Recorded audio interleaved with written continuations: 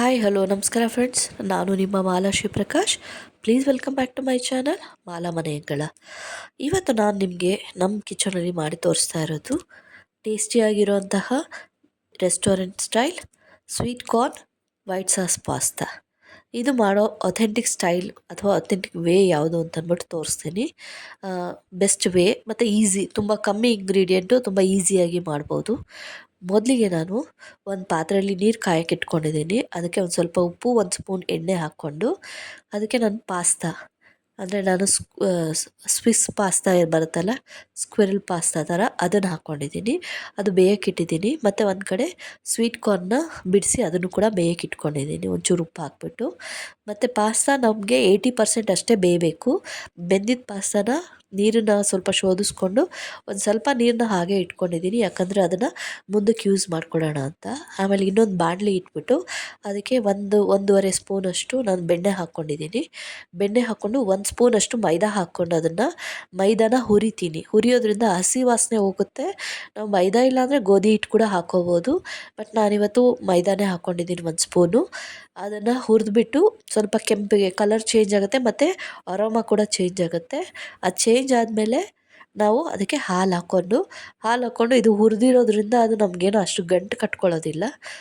ಒಂದು ಸ್ವಲ್ಪ ಕೈ ಆಡಿ ಒಂದು ಸ್ವಲ್ಪ ತಿರುಗಿಸಿದ್ರೆ ಅದು ನೀಟಾಗಿ ಬ್ಲೆಂಡ್ ಆಗಿಬಿಡುತ್ತೆ ಮಿಲ್ಕ್ ಜೊತೆಗೆ.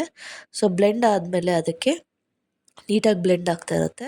ಇವಾಗ ನಾವು ಪಾಸ್ತಾಗೆ ನನಗೆ ಆ್ಯಕ್ಚುಲಿ ತುಂಬ ಸ್ವೀಟ್ ಕಾರ್ನ್ ತುಂಬ ಇಷ್ಟ ಇರೋದ್ರಿಂದ ಬರೀ ಸ್ವೀಟ್ ಕಾರ್ನ್ ಹಾಕ್ಕೊಂಡು ನಾವು ಪಾಸ್ತಾ ಮಾಡ್ಕೋತೀನಿ.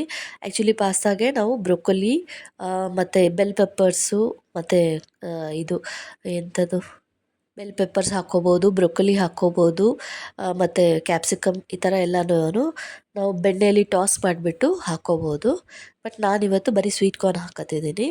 ಅದನ್ನು ಎಲ್ಲ ತಿರುವಿದ್ಮೇಲೆ ಒಂದು ಕುದಿ ಬಂದಮೇಲೆ ಅದಕ್ಕೆ ಆರಿಗ್ಯಾನೋ ಹಾಕ್ಕೋತಾ ಇದ್ದೀನಿ, ಇಟಾಲಿಯನ್ ಹರ್ಬ್ಸ್ ಮತ್ತು ಚಿಲ್ಲಿ ಫ್ಲೇಕ್ಸ್ ಹಾಕ್ಕೋತಾ ಇದ್ದೀನಿ. ಚಿಲ್ಲಿ ಫ್ಲೇಕ್ಸ್ ಹಾಕಿ 2 ನಿಮಿಷ ಬಿಟ್ಟರೆ ಅದು ಕುದಿಯೋಕ್ಕೆ ಬರುತ್ತೆ. ಕುದ್ಮೇಲೆ ಈ ಬೆಂದಿರೋ ಪಾಸ್ತಾನ ಅದರೊಳಗೆ ಹಾಕ್ಕೋಬೇಕಾಗುತ್ತೆ. ಇದು ತುಂಬ ಮೈಲ್ಡ್ ಆಗಿರುತ್ತೆ ಟೇಸ್ಟು, ಖಾರ ಕೂಡ ಕಡಿಮೆ ಇರುತ್ತೆ. ಮಕ್ಕಳು ಮತ್ತು ದೊಡ್ಡವರು ಎಲ್ಲರೂ ತುಂಬ ಇಷ್ಟಪಟ್ಟು ತಿಂತಾರೆ. ಹಾಗೆ ಇದನ್ನು ಸ್ವಲ್ಪ ಜ್ಯೂಸಿಯಾಗೆ ಮಾಡ್ಕೋಬೇಕು.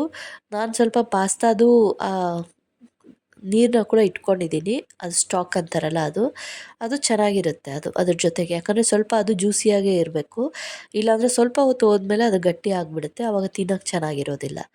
ಜ್ಯೂಸಿಯಾಗಿದ್ರೇ ಚೆನ್ನಾಗಿರುತ್ತೆ. ನಾನೇನು ಮಾಡಿದೆ, ಫ್ರೆಶ್ ಆಗಿರೋ ಮೆಣಸು ತೊಗೊಂಡು ಅದನ್ನು ಕುಟ್ಬಿಟ್ಟು ತರಿಯಾಗಿ ಅದನ್ನು ಕೂಡ ಹಾಕ್ಕೊಂಡಿದ್ದೀನಿ. ಸೊ ಖಾರಕ್ಕೆ ತುಂಬ ಚೆನ್ನಾಗಿರುತ್ತೆ, ತುಂಬ ಗಂಟ್ಲಿಗೆಲ್ಲ ಸೂದಿಂಗ್ ಆಗಿರುತ್ತೆ. ಮತ್ತು ಹಾಲು ಕೂಡ ಎಷ್ಟು ಬೇಕೋ ಅಷ್ಟು ನಾವು ನೋಡಿಕೊಂಡು ಅದನ್ನು ಕನ್ಸಿಸ್ಟೆನ್ಸಿನ ಸರಿ ಮಾಡ್ಕೋಬೋದು. ನಾನು ಮೇಲೆ ಒಂದು ಸ್ವಲ್ಪ ಉಪ್ಪು ಹಾಕ್ತಾಯಿದ್ದೀನಿ.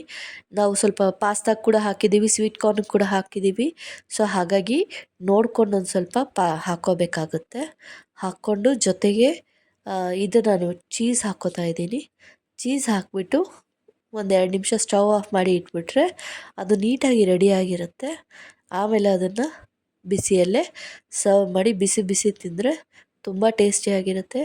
ತುಂಬ ಟೇಸ್ಟಿ, ಯಮ್ಮಿ, ಹೆಲ್ದಿ ರೆಸ್ಟೋರೆಂಟ್ ಸ್ಟೈಲಲ್ಲಿ ವೈಟ್ ಸಾಸ್ ಪಾಸ್ತಾ. ನೀವು ಎಲ್ಲ ಟ್ರೈ ಮಾಡಿ ತಿನ್ನಿ. ಈ ಥರ ಮಾಡಿದ್ರೆ ಮತ್ತೆ ಮತ್ತೆ ಮಾಡು ಅಂತ ಹೇಳ್ತಾರೆ. ಖಂಡಿತವಾಗ್ಲೂ ಈ ಥರ ಮಾಡಿ ತಿನ್ನಿ, ಟ್ರೈ ಮಾಡಿ, ಟೇಸ್ಟ್ ಹೇಗಿದೆ ಅಂತ ಹೇಳಿ ಕಮೆಂಟ್ ಮಾಡಿ. ಇನ್ನೂವರೆಗೂ ಯಾರು ನನ್ನ ಚಾನಲ್ನ ಸಬ್ಸ್ಕ್ರೈಬ್ ಮಾಡಿಲ್ಲ, ದಯವಿಟ್ಟು ಸಬ್ಸ್ಕ್ರೈಬ್ ಮಾಡಿ ಮತ್ತು ನನಗೆ ಸಪೋರ್ಟ್ ಮಾಡಿ. ನಿಮ್ಮ ಸಪೋರ್ಟ್ ತುಂಬ ಅವಶ್ಯಕತೆ.